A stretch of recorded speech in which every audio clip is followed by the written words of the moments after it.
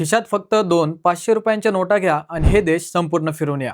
तेथे 1 रुपयांची किंमत 300 रुपये मिळते.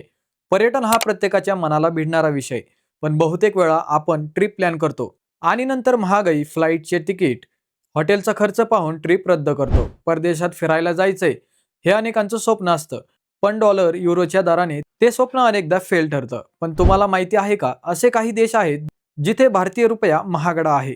म्हणजेच खिशात फक्त 500च्या नोटा असतील तर संपूर्ण देश फिरून होईल. चला तर मग जाणून घेऊया असे काही देश जिथे तुम्हाला बजेटमध्ये लक्झरी ट्रिप करता येईल. पहिले म्हणजे नेपाळ, ज्यामध्ये पहिला देश आहे तो म्हणजे नेपाळ. नेपाळमध्ये भारताच्या 100 रुपयाची किंमत 160 रुपये होते. त्यामुळे हा देश फिरणं स्वस्त आहे. Kathmandu, Pokhara, mount Everest, base camp, Pashupatinath मंदिर यासारखी ठिकाणे येथे आकर्षणाचे केंद्र आहेत. कमी पैशात येथे देशात फिरून होईल. दुसरा देश आहे म्हणजे कंबोडिया. येथे भारताच्या 1 रुपयाची किंमत तब्बल 50 कंबोडियन रियाल एवढी आहे.